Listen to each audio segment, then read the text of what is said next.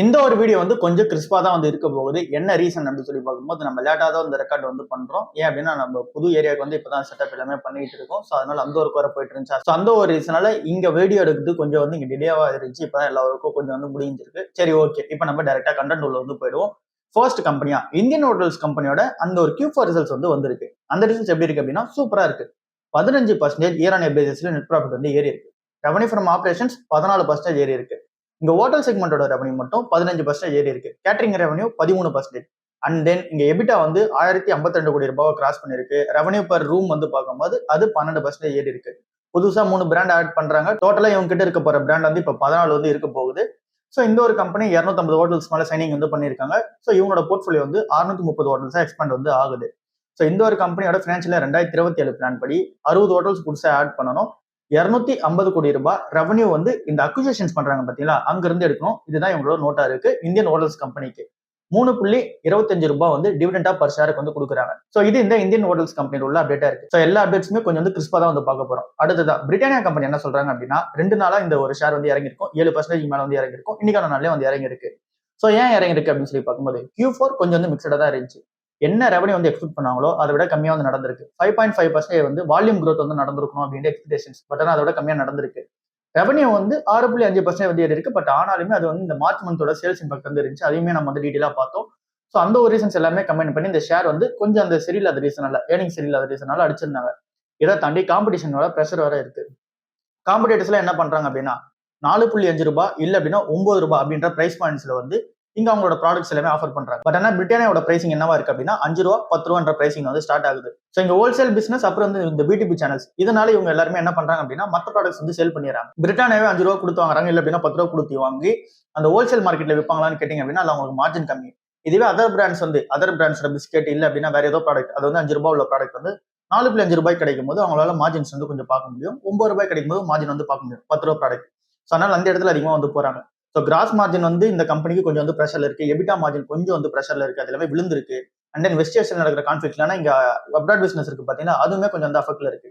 So இதனால இந்த financial 2027-28 அந்த ஒரு ஏர்னிங்ஸ் வந்து 3-8% குறையுன்ற எக்ஸ்பெக்டேஷன்ஸ் இருக்கு. இதனால ஓவரால கமெண்ட் பண்ணி பிரிட்டானியா இண்டஸ்ட்ரீஸ் ஷேர் வந்து இறங்கிட்டு இருக்கு. இன்னும் காஸ்ட்லியா தான் இருக்கு. வெயிட் பண்ணி பார்த்துட்டு கன்சிடர் பண்ணுவோம். இப்போ நம்மளோட பிரதமர் மோடி அவர்கள் என்ன சொன்னாங்க அப்படின்னா கோல்டு வந்து பை பண்றதை அவாய்ட் பண்ணிக்கங்க.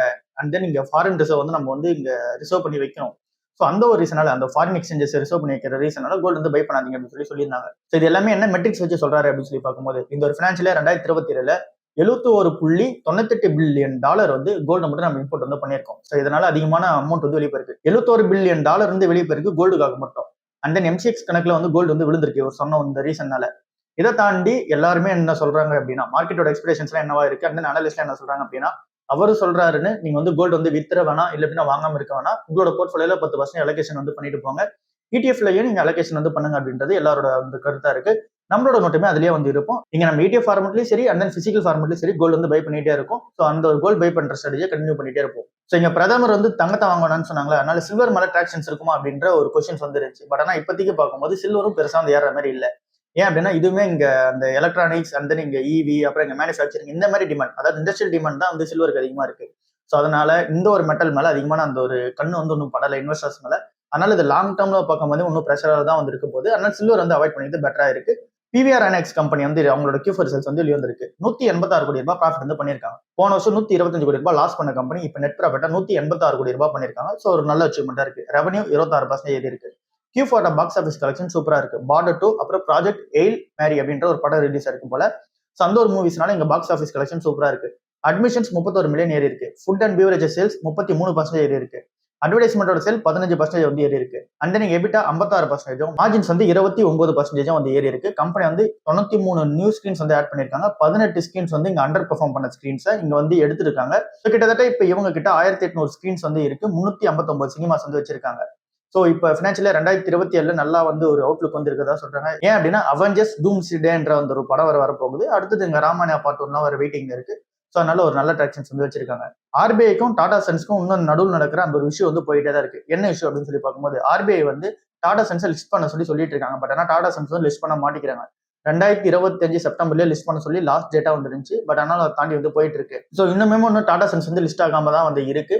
பட் ஆனால் ஆர்பிஐ சைட்ல இருந்து இதுக்கு மேல எக்ஸப்ஷன் வந்து கிடையாது, நீங்க லிஸ்டிங் ரெக்யர்மெண்ட்ஸ் வந்து நீங்க மீட் பண்ணிட்டீங்க, ஸோ அதனால கண்டிப்பா லிஸ்ட் பண்ணி ஆகணும் அப்படின்றத வந்து சொல்லிட்டே இருக்காங்க. ஸோ இது இன்னும் எங்க போய் முடிய போகுது அப்படின்றது வந்து தெரியல, வெயிட் பண்ணி தான் பார்க்கணும். எஃப்எம்சிஜி கம்பெனிஸ் எல்லாமே அவங்களோட அந்த ஒரு ப்ராடக்ட்ஸ் எல்லாத்து மேலே இருக்க பிரைசஸ் வந்து ஏற்ற பார்த்தா சொல்லியிருக்காங்க. லைக் வந்து இங்க soap, biscuit, shampoo, detergent and then இங்க பேக்கேஜ் ட்ரிங்க்ஸ் இது மேலெல்லாம் வந்து இங்க காஸ்ட் வந்து ஏற்ற பார்த்தா சொல்லியிருக்காங்க. ஏன் அப்படின்னா குரூட் ஆயில் பிரைஸ் வந்து ஏறிச்சு, அதனால பேக்கேஜிங் காஸ்ட் ஏறுது, சப்ளை செயின்ல வந்து டிஸ்டர்பன்ஸ் இருக்கு. ஸோ இந்த ஒரு எக்ஸ்பென்சஸ் எல்லாமே மீட் பண்ணோம் அப்படின்னா இவங்க இந்த பிரைசஸ் எல்லாமே ஏற்ற பார்த்தா சொல்லியிருக்காங்க. இந்துஸ்தான் யூனிலிவர் ஏற்கனவே 2% ஏற்றிட்டாங்க, டாபர் இந்தியா 4% ஏற்றிட்டாங்க, அமெரிக்கா வந்து 6% வந்து ஏற்றிட்டாங்க. பிரிட்டானியா இண்டஸ்ட்ரீஸ்மே அவங்க ஃபியூல் பிரைஸ் ஏறுது, அப்புறம் பேக்கேஜிங் காஸ்ட் ஏறுது, அவங்களும் ஏற்ற பார்த்தா சொல்லியிருக்காங்க. பிடிலேட்டும் வந்து ஏற்ற பார்த்தா சொல்லியிருக்காங்க. 5 ரூபா 10 ரூபா பாக்கெட் எல்லாமே வந்து இங்க பிரைஸ் ஏற்ற முடியல, ஸோ அதனால அதோட குவான்டிட்டி வந்து குறைக்க பார்த்தா சொல்லியிருக்காங்க. டாடா கன்சூமர் ப்ராடக்ட் வந்து லாஸ்ட் ஒரு 1 வீக்கா வந்து இது மேல ஒரு ட்ராக்ஷன் வந்து இருக்கு, கிட்டத்தட்ட ஒரு 8% வந்து ஏறி இருக்கு. என்ன ரீசன் அப்படின்னு சொல்லி பார்க்கும்போது Q4 வந்து நல்லா இருந்துச்சு, நெட் ப்ராஃபிட் வந்து 21% ஏறி இருக்கு, எபிட்டா வந்து ஜம்ப் ஆயிருக்கு, ரெவன்யூ வந்து ஏறி இருக்கு, அண்ட் தென் ஸ்டார் பக்ஸோட அந்த பிசினஸ் நல்லா இருக்கு, அண்ட் தென் இந்தியா பிசினஸ் நல்லா இருக்கு, அண்ட் தென் நீங்க யூஎஸ் பிசினஸ்மே சூப்பரா வந்து இருக்கு. அண்ட் தென் நோவமா கம்பெனி என்ன சொல்றாங்க அப்படின்னா டார்கெட் பிரைஸா 1435 ரூபா போகும்னு சொல்லி சொல்றாங்க. இங்க இருந்து 22% அப்சைட் ஆகும்னு சொல்லி சொல்றாங்க. ஸோ அதனால இந்த ஷேர் வந்து ஏத்துறாங்க. பட் ஆனால் நம்ம வெயிட் பண்ணியே பார்ப்போம். ஹெரிடேஜ் கம்பெனியோட Q4 ரிசல்ட்ஸ் வந்து வெளிவந்திருக்கு, அந்த ரிசல்ட்ஸ் கொஞ்சம் நெகட்டிவா தான் இருக்கு. நெட் ப்ராஃபிட் வந்து 23 கோடி ரூபாய் பண்ணிருக்காங்க. பட் ஆனா போன வருஷம் பண்ணதை விட இதுவே 37% கம்மியா வந்து இருக்கு. கம்பெனி வந்து 38 கோடி ரூபாய் வந்து போன வருஷம் ப்ராஃபிட் பண்ணாங்க, பட் ஆனா இப்போ 23 கோடி ரூபாய் தான். அண்ட் தென் இங்க டோட்டல் இன்கம் வந்து 1157 கோடி ரூபாய் வந்து இருக்கு. போன வருஷம் வந்து பண்ணது 1086 கோடி ரூபாய், பட் ஆனா இப்போ வந்து இன்க்ரீஸ் ஆயிருக்கு. ஸோ இந்த ஒரு கம்பெனியோட இந்த ஒரு டெய்ரி ப்ராடக்ட்ஸ் எல்லாமே கொஞ்சம் வந்து இங்க ஸ்ட்ரகிள் வந்து ஃபேஸ் பண்ணுது. அதை தாண்டி டோட்டல் எக்ஸ்பென்சஸ்மே 1100 கோடி ரூபாய்க்கு மேல வந்து போயிருக்கு. போன வருஷம் வந்து 990 crores வந்து இங்க எக்ஸ்பென்சஸா இருந்துச்சு, பட் ஆனா இப்போ 1100 கோடி ரூபாய் கிராஸ் பண்ணிருக்கு. ஸோ இங்க மில்க் ஷார்டேஜ் அப்புறம் இங்க நிறைய விஷயம் வந்து இந்த கம்பெனி வந்து சிவியர் அஃபெக்ட் பண்ணுது. ஸோ பாப்பா என்ன நடக்குது அப்படின்னு சொல்லிட்டு. இன்னைக்கான நல்ல ஓவராலா மார்க்கெட் எப்படி இருந்துச்சு அப்படின்னு சொல்லி பார்க்கும்போது கிட்டத்தட்ட இன்னைக்கு நெகட்டிவா தான் இருந்திருக்கு மார்க்கெட். ஸோ ஒரு 750 பாயிண்ட் கீழே வந்து மார்க்கெட் இறங்கிருக்கு. இதுல மெயினா இறங்குறது வந்து இந்த ஐடி ஸ்டாக்ஸ் வந்து இறங்கிருக்கு, அதை பத்தி டீட்டெயிலா வந்து பார்ப்போம். அதுக்கடுத்து இன்னைக்கான மார்க்கெட்ல பெரிய இம்பாக்ட் வந்து கிரியேட் பண்ணது வந்து நரேந்திர மோடி அவர்களோட அந்த ஒரு ஸ்டேட்மெண்ட் வந்து சொல்லியிருந்தாரு பாத்தீங்களா, இங்க ஃபியூல் கன்சம்ஷனை கம்மி பண்ணுங்க, அன்னெசரி டிராவல் வந்து கம்மி பண்ணுங்க, அந்த நீங்க ஒர்க் ஃப்ரம் ஹோம் வந்து எடுத்துக்கோங்க, இந்த மாதிரி விஷயம்லாம் சொல்லியிருந்தாங்க பாத்தீங்களா. இதனால இந்த ஹோட்டல், ஜுவல்லரி, டிராவல் ரிலேட்டடான ஸ்டாக்ஸ் இது எல்லாமே ப்ரெஷர்ல வந்து வந்திருக்கு. ஸோ ஏன் அப்படின்னா திரும்ப லாக்டவுன் மாதிரி ஒரு ஸ்டேட்மெண்ட் வரும்போது கண்டிப்பா இங்க ஹோட்டல் அப்புறம் டிராவல் ரிலேட்டட் ஸ்டாக்ஸ்லாம் வந்து கண்டிப்பா அடிவாங்க. ஸோ அது வந்து இருக்கிற ரீசனா வந்து இருக்கு. க்ரூட் ஆயிலை பொறுத்தவரை அது ஒன்றும் ஏறிக்கிட்டே தான் வந்து இருக்கு, அதுல ஒன்றும் எந்த ஒரு மாற்றமும் கிடையாது. ஃபாரின் இன்வெஸ்டர்ஸ் வந்து 8400 கோடி ரூபாய் வந்து வித்துட்டு தான் வந்து இருக்காங்க, அதுலயும் எந்த ஒரு மாற்றமும் வந்து கிடையாது. இன்வெஸ்டர்ஸ் எல்லாருமே க்ளோஸா இப்போ வந்து க்ரூட் ஆயில் அப்புறம் டாலர் இண்டெக்ஸ் வந்து வெயிட் பண்ணி பார்த்துட்டு இருக்காங்க. ஸோ என்ன நடக்குது அப்படின்னு சொல்லிட்டு. இப்போ ஐடி ஸ்டாக்ஸ் ஏன் விழுந்துச்சு அப்படின்னு சொல்லி பார்ப்போம். 3% வந்து இன்னைக்கான நாள்ல எல்லா ஸ்டாக்ஸுமே விழுந்திருக்கு. Major stocks Infosys, TCS, HCL tech இந்த மாதிரி ஸ்டாக்ஸ் எல்லாமே விழுந்திருக்கு. என்ன ரீசன் அப்படின்னா ஓப்பன் வந்து புதுசா ஒன்று லான்ச் பண்றாங்க, டிப்ளாய்கோ அப்படின்றத வந்து லான்ச் பண்றாங்க. இந்த டிப்ளாய்கோனா என்ன அப்படின்னு சொல்லி பார்க்கும்போது இது இந்த ஏஐ டெவலப்மெண்ட்கான ஒரு பிசினஸா வந்து இருக்கு. இதுக்காக மட்டும் ஒரு $4 பில்லியன் வந்து இன்வெஸ்ட்மெண்ட் வந்து பண்ணிருக்காங்க. பேக்டப்ல வந்து நிறைய பேர் இருக்கதா வந்து சொல்றாங்க. இது வந்து இந்த ஏஐ வந்து கம்பெனிஸ்ல வந்து இன்டெகிரேட் பண்றதை ஸ்கேல் பண்றதுக்கு இது வந்து உதவும் அப்படின்னு சொல்றாங்க. ஸோ இதனால ட்ரெடிஷனல் ஐடி சர்வீசஸ் பண்றது கண்டிப்பா அடி வாங்க போகுது, அது என்னவோ வந்து உண்மைதான். ஸோ அண்ட் தென் இங்க வந்து இந்த ஒரு இன்டெகிரேஷன் இருக்கு பாத்தீங்களா, ஏஐ இன்டெகிரேஷன் வந்து பண்றது. ஸோ இந்த ஒரு ஏஐ இன்டெகிரேஷனை ப்ராப்பரா பண்ணி முடிக்கணும் அப்படின்னா அங்கதான் இன்ஃபோசிஸ், டிசிஎஸ், HCL டெக் மாதிரி கம்பெனிஸ் எல்லாமே சூப்பரா இருப்பாங்க அப்படின்றத நம்மளே வந்து பார்த்திருப்போம். ஸோ இதனால இந்த ஒரு ட்ரிகர் வந்து இங்க மார்க்கெட்ல வந்து கிளம்பி இருக்கு. குளோபல் இன்வெஸ்டர்ஸ் எல்லாருமே என்ன பண்றாங்க அப்படின்னா இந்த ஒரு AI company and then open AI company இந்த மாதிரி விஷயத்து கூட பார்ட்னர்ஷிப் வைக்கிற மாதிரி கம்பெனிஸ் கூட தான் வந்து போறாங்க. நம்மளோட ஐடி செக்டர் வந்து கொஞ்சம் வந்து விட்டுறாங்க. ஸோ அதனால தான் எல்லா ஷேர்ஸும் வந்து இறங்கிருக்கு. ஃபுல்லாவே ஏஐ ட்ரெண்டா தான் வந்து இருக்கு. க்ரோ கம்பெனி இன்னைக்கான நாள்ல 7% வந்து இறங்கிருக்கு. என்ன ரீசன் அப்படின்னு சொல்லி பார்க்கும்போது 5637 கோடி ரூபாய்க்கான பிளாக் டீல் வந்து நடந்திருக்கு. சரி என்ன அப்படின்னு சொல்லி பார்க்கும்போது 6 மந்த்க்கான ஐபிஓட லாக்கிங் பீரியட் வந்து இருக்கும். அந்த லாக்கிங் பீரியட் முடிஞ்சதுக்கு அப்புறமா ஏற்கனவே இன்வெஸ்ட்மெண்ட் பண்ணி வச்சிருக்க எல்லாருமே அவங்களோட ஷேர்ஸ் எல்லாமே செல் பண்ணலாம். 400 கோடி ஷேர்ஸ் வந்து இப்போ வந்து செல் பண்ணிருக்காங்க. கிட்டத்தட்ட 65% வந்து ப்ரீ ஐபிஓ ஹோல்டிங்ஸ் எல்லாமே இப்போ வந்து எலிஜிபிளா இருக்கு ட்ரேடிங்க்கு. ஸோ அதனால நிறைய இன்வெஸ்டர்ஸ் வந்து அவங்களோட ஸ்டேக் வந்து செல் பண்ணிருக்காங்க. இதனால தான் க்ரோ ஷேர் வந்து ஒரு வாலடைல்ல வந்து இருந்திருக்கு இன்னைக்கான நாள்ல. பட்டர்ஃப்ளை, காந்திமதி அப்ளையன்ஸ் கம்பெனிஸ் வந்து இன்னைக்கான நாள்ல 15% வந்து ஏறி இருக்கு. என்ன ரீசன் அப்படின்னு சொல்லி பார்க்கும்போது இப்போ வந்து இந்த எல்பிஜி பிரைசஸ் வந்து அதிகமா வந்திருக்கு. எலக்ட்ரிக் குக்கர்ஸ் வந்து அதிகமா வந்து வாங்கிட்டு இருக்கிறத நம்ம கண்ணு முன்னாடி வந்து பார்த்துட்டு இருக்கோம். ஸோ அதனால அந்த டிமாண்ட் வந்து இன்னும் வந்து கண்டினியூ ஆகும் அப்படின்றது எக்ஸ்பெக்டேஷன்ஸா இருக்கு. ஸோ அதனால பட்டர்ஃப்ளை, காந்திமதி அப்ளையன்ஸோட Q4 வந்து சரியில்லாமல் இருந்தால் கூட இந்த 15% வந்து இன்னைக்கான நாள்ல மார்க்கெட்ல ஏறி இருக்கு. லாஸ்ட் நியூஸா சவுத் இந்தியன் பேங்கை பத்தி பார்ப்போம். இன்னைக்கான நாள்ல 4% இறங்கி இருக்கு. பின்னாடி இருக்க ரீசன் என்ன அப்படின்னு சொல்லி பார்க்கும்போது இந்த கம்பெனி கொஞ்சம் வந்து பயப்படுறாங்க. எங்க அப்படின்னா கோல்ட் லோன் பிசினஸ்ல வந்து கொஞ்சம் பயப்படுறாங்க. இதுக்கு பின்னாடி இருக்க ரீசனுமே ஆர்பிஐ தான். ஆர்பிஐ என்ன சொல்றாங்க அப்படின்னா ஸ்ட்ரிக்டா வந்து மானிட்டர் வந்து பண்ண சொல்றாங்க. கோல்ட் லோன் கொடுக்கறத பார்த்து வந்து கொடுங்க அப்படின்றத வந்து சொல்லியிருக்காங்க. என்ன ரீசன் அப்படி சொல்லி பார்க்கும்போது முன்னாடி கோல்ட் லோன் கொடுக்கணும் அப்படின்னா இங்க சவுத் இந்தியன் பேங்க் மாதிரி கம்பெனியா இருந்தாலும் சரி, என்ன கம்பெனியா இருந்தாலும் சரி, இங்க வந்து கோல்ட் லோன் கொடுக்குறாங்க அப்படின்னா நீங்க கோல்டு வச்சாலே உங்க பேருக்கு கோல்ட் லோன் வந்து கிரெடிட் வந்து பண்ணிடுவாங்க பேங்க் அக்கௌண்ட் கொடுத்தீங்க அப்படின்னா. பட் என்ன இதுக்கப்புறம் என்ன பண்ண சொல்றாங்க அப்படின்னா கோல்ட் லோன் வைக்க போற கஸ்டமர்ஸ் கிட்ட பேங்க்ஸ் வந்து இந்த டீடைல்ஸ் எல்லாம் கலெக்ட் பண்ணிட்டு அதுக்கப்புறம் லோன் கொடுங்க. இதுக்கு முன்னாடி வரைக்கும் நீங்க வந்து எதுவுமே கேட்காம கோல்டு இருந்தா பேக்கெட்ல வந்து லோன் கொடுத்தீங்க. பட் ஆனா இதுக்கப்புறம் இதெல்லாம் கேட்டுட்டு லோன் கொடுங்க அப்படின்னு சொல்லி ஆர்பிஐ சொல்றாங்க.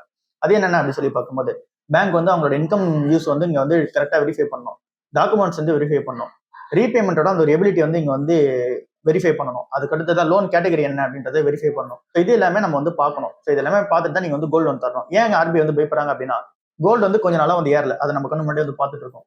ஸோ கோல்டு ஏறாம இருக்க ரீசனால இதுக்கப்புறம் கோல்டு ஒரு வேளை இறங்கிடுச்சு அப்படின்னா, ஃபார் எக்ஸாம்பிள் ஒரு 20% இறங்கிடுச்சு அப்படின்னா, கண்டிப்பா பேங்க்ஸ் எல்லாமே ஸ்ட்ரகிள் வந்து ஃபேஸ் பண்ணுவாங்க. அவங்க கொடுத்ததுல இருந்து மார்ஜின் வந்து கொஞ்சம் கம்மியா இருக்கும். அண்ட் தென் அவங்க கோல்டு லோன் கொடுத்த அந்த ஒரு லோன் வேல்யூ இருக்கு பாத்தீங்கன்னா, அதை விட கோல்டு கீழே இறங்கிடுச்சு அப்படின்னா கண்டிப்பா பேங்க்ஸ் எல்லாத்தையும் ஒரு பெரிய பிரஷர் வந்து இருக்கும். ஸோ அதை வந்து ஆர்பிஐ வந்து ஹேண்டில் பண்ணும்போது கொஞ்சம் டஃபா இருக்கும். ஸோ அதனால முன்னாடி இந்த ஒரு ப்ரிகாஷன்ஸ் வந்து எடுக்கிறாங்க. ஸோ இதை வந்து சவுத் இந்தியன் பேங்க் கொஞ்சம் வந்து உத்து நோக்கி பாக்குறாங்க. ஏன் அப்படின்னா கோல்டு லோன் பிசினஸ்ல இங்க அக்ரெசிவா வந்து ஸ்விட்ச் ஆயிட்டு இருக்காங்க சவுத் இந்தியன் பேங்க் கம்பெனி. 46% வந்து இங்க கோல்டு லோனோட இந்த புக் வந்து ஏறி இருக்கு. 46% ஏறி இருக்கு அப்படின்னும் போது 24,000 கோடி ரூபாய்க்கு இங்க கோல்டு லோனோட ஒரு புக்கே வந்து இருக்கு. ப்ராஃபிட் வந்து 19% வந்து ஏறி இருக்கு. ஸோ இன்னும் நிறைய பேர் வந்து இங்க லோன்ஸ் எடுக்கிறது இங்க கோல்டு லோன் வந்து எடுத்துட்டு இருக்காங்க. இந்த கம்பெனி இந்த கார்பரேட் எக்ஸ்போசர் வந்து கம்மி பண்றாங்க. 7-8% தான் வந்து இருக்கு growth வந்து இருந்திருக்கு. கோல்டு லோனோட பிசினஸோட growth வந்து 46%. கார்பரேட் லோன்ஸோட அந்த லோன் growth வந்து பார்க்கும்போது வெறும் 7% தான். ஸோ இங்க வந்து growth வந்து கம்மியா இருக்கு. இதுக்கு பின்னாடி அவங்க தெளிவா பண்ணணும் அப்படின்றதான் வந்து வச்சு பண்ணிருக்காங்க. சவுத் இந்தியன் பேங்கோட நோட்டே வந்து கார்பரேட் லோன்ல ஃபோக்கஸ் பண்ணாம கோல்டு லோன் வந்து ஃபோக்கஸ் பண்ணுன்றதான் அவங்க நோட்டே. பட் ஆனா இப்ப கோல்டு லோனுக்குமே ஆர்பிஐ எடுத்துட்டு வந்திருக்க இந்த புது ரெஸ்ட்ரிக்ஷன்ஸ் இருக்கு பாத்தீங்களா, இதனால இந்த கம்பெனி வந்து ஒரு பெரிய எஃபெக்டா இருக்க போகுது. ஸோ இது எல்லாமே கமெண்ட் பண்ணி தான் சவுத் இந்தியன் பேங்க் இன்னைக்கான நல்ல 3-4% வரைக்கும் இறங்கி இருக்கும். ஸோ இதெல்லாம் தான் இன்னைக்கான ஓவரால் மார்க்கெட் நியூஸா வந்திருக்கு. நம்ம எல்லாமே வந்து கொஞ்சம் மைனியூட்டா தான் பார்த்திருப்போம். எல்லாத்த பத்தியும் டீட்டெயிலா வந்து நாளைக்கான நாள்ல வந்து டிஸ்கஸ் வந்து பண்ணுவோம். டாக்டர் ரெட்டியோட ரிசல்ட்ஸ் வந்து இப்போ வந்து வந்திருக்கு. பட் ஆனா அது வந்து இன்னும் கிளாரிட்டியா ஒன்றும் வரல. கொஞ்சம் டேட்டா வந்திருக்கு, கொஞ்சம் டேட்டா வந்து வரல. ஸோ ஃபுல் ரிப்போர்ட் வந்து வரட்டும். நாளைக்கான காலில் நம்ம வந்து டிஸ்கஸ் பண்ணுவோம். ஸோ இவ்வளவுதான் இன்னைக்கான வீடியோ. அடுத்த வீடியோவில் சந்திப்போம். பாய்.